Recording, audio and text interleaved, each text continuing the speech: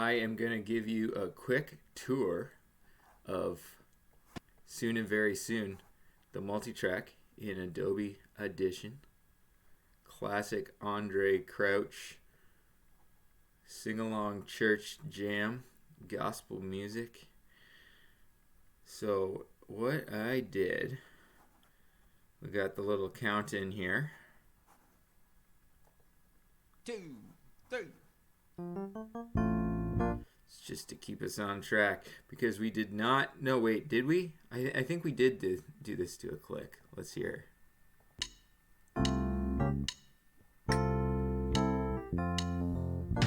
Soon and very soon. Oh yeah. We are going to see the King. Click at 72. Soon and very soon. We are going to see the King. I'm proud of this piano part. I worked it out. It's got some cool chords. That was the major 3 there. This is a little chromatic jibber jabber. Get some there's a diminished chord in there. Just a brief word on chords because I could nerd out on chords for a long time, but yeah, I try to balance between the music theory I've learned over the years. I love that I learned Nashville numbers a few years ago, so I was fully aware that one chord,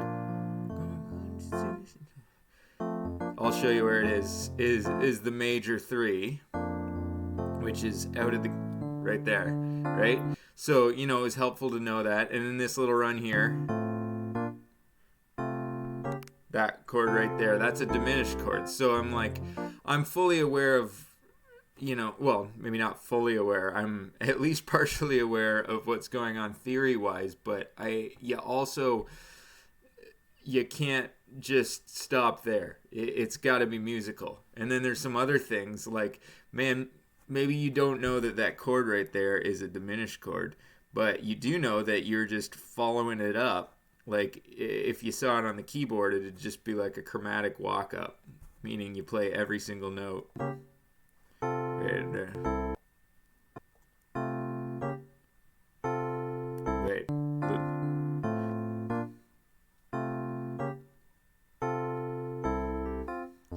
And then even the voicings of the chords, you work with those too. Like, you don't need to play you got 10 fingers, but you don't need to use all 10 of them. Sometimes the chord sounds better if you leave a couple fingers out. And I'm always thinking about the bass too. What the bass line sounds like on your left hand. Usually I'm just playing 1, maybe 2 notes in the left hand because I like to make that bass line come out. Listen. Oh, baby. See I don't know, this video might reverse, so you might be like, why is he using his right hand to demonstrate his left hand? I am using my left hand. Anyways, that's enough about piano. And then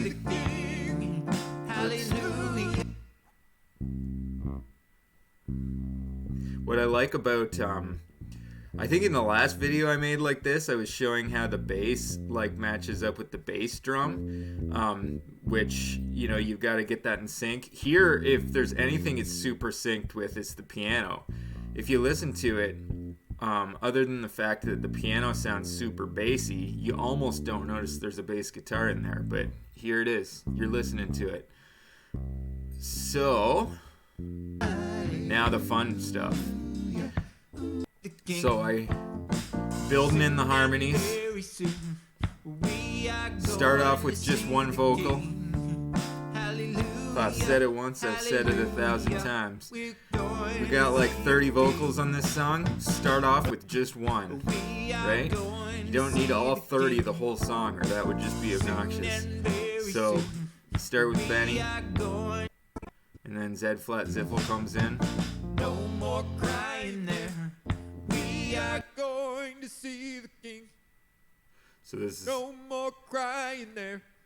Now, like, sometimes Zed Flat Ziffel sounds a little more operatic, like if he's doing a solo, and you'll see that a little later. But when you're harmonizing, you try to, like, the beauty of harmonizing with people. Of course, I do all the voices, so this is all myself. But the beauty of harmonizing is you try to melt your voices together. So I sang a little less opera-y when I was harmonizing.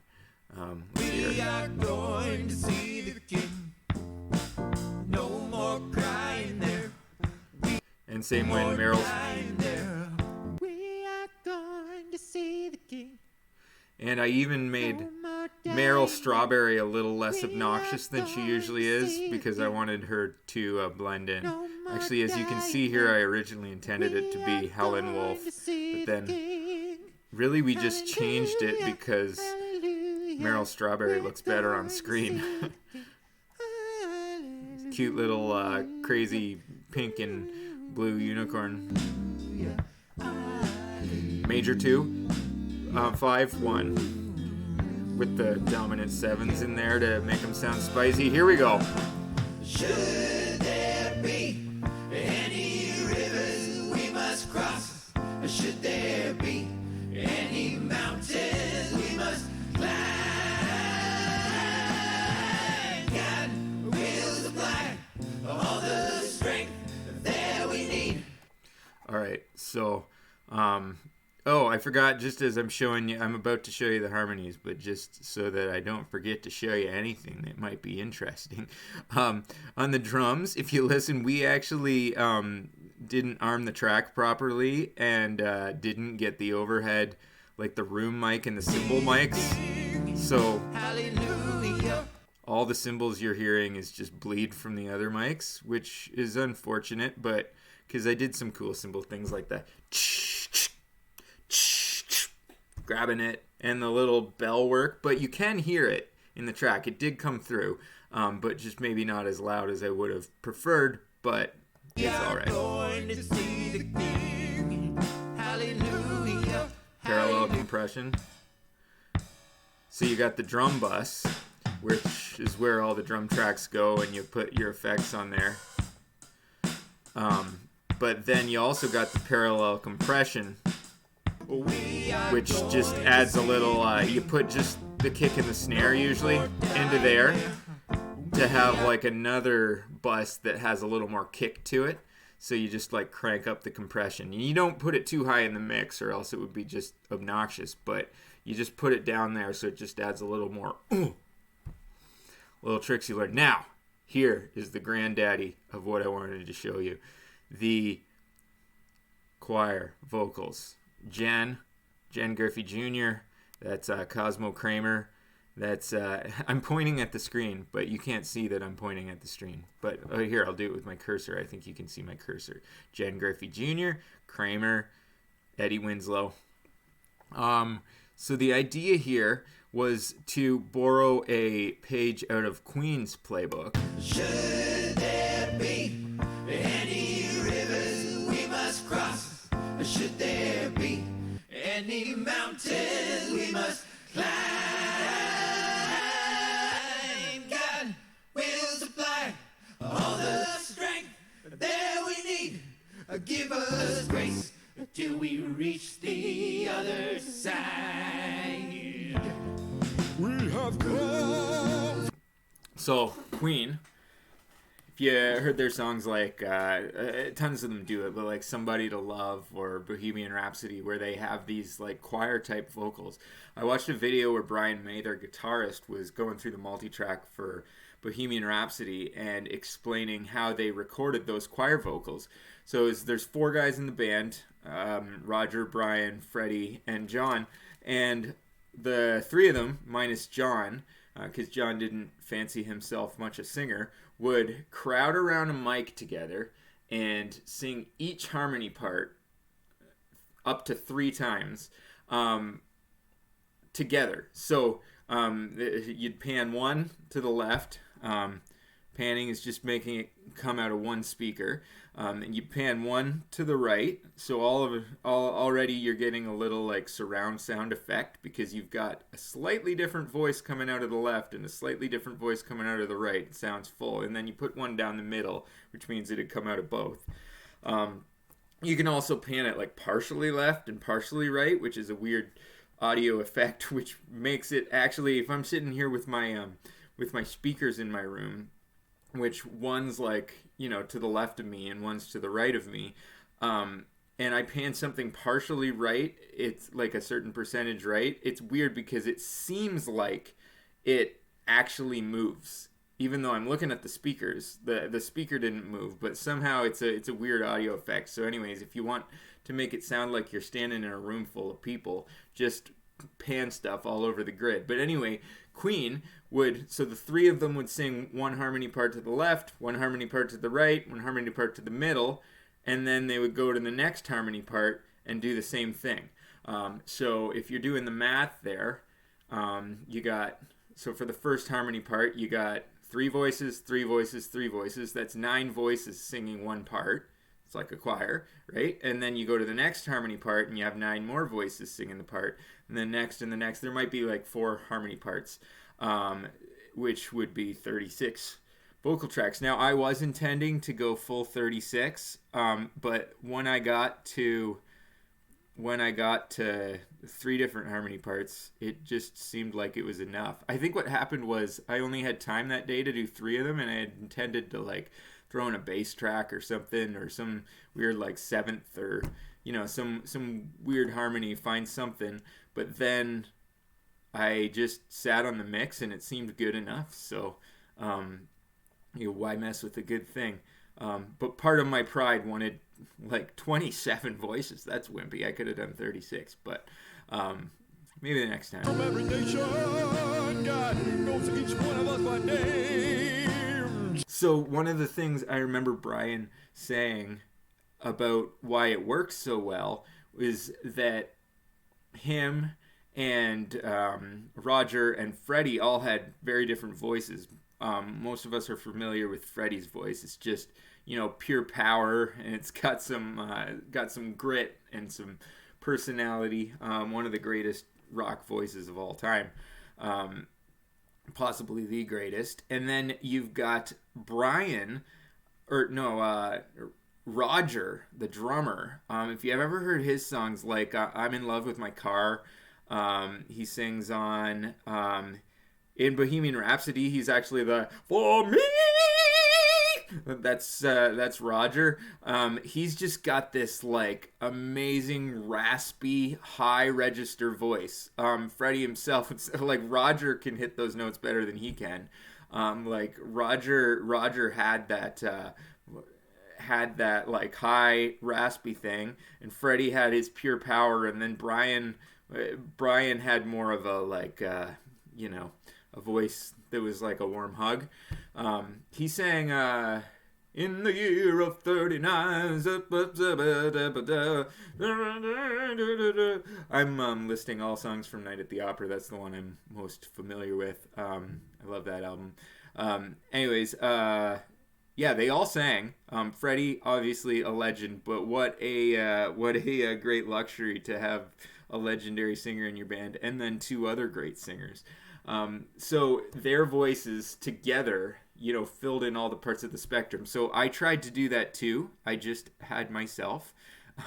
So I did Jen, where I tried to sing in a little bit of a like we must cross, should there be basically falsetto. We must climb. I mean, it doesn't really sound like a girl, but I called it a girl.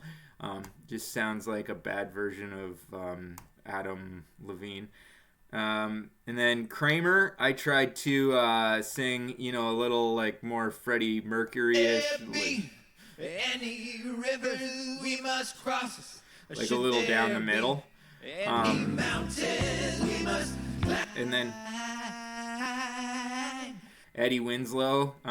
If you remember that TV show, he was pretty smooth. So I tried to do a little bit, put a little breath in it, like maybe a little John Mayery. There be any mountains we must climb. God wills the blind. And all those together sound like this. Put a little reverb on it.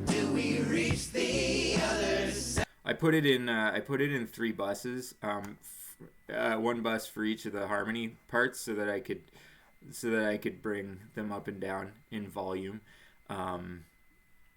We must climb.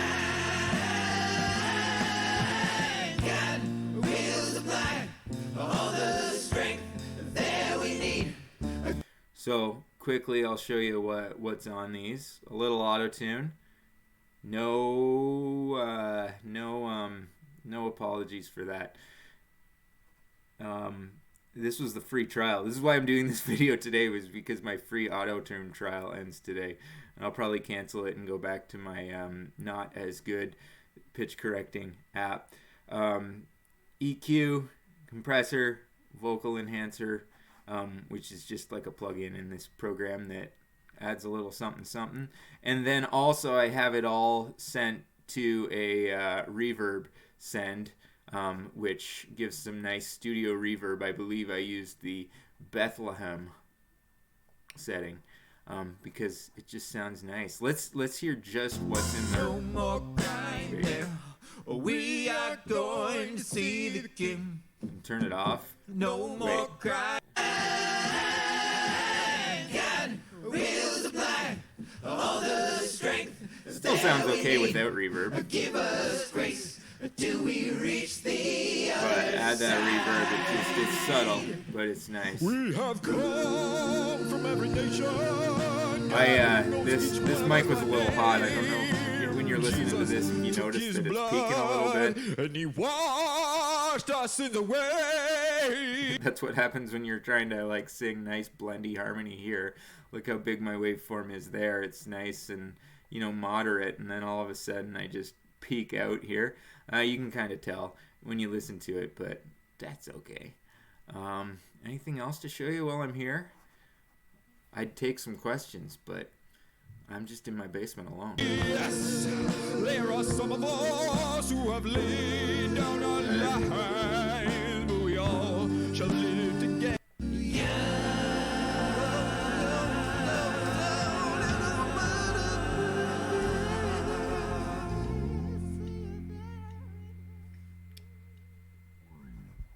Yeah, there we go.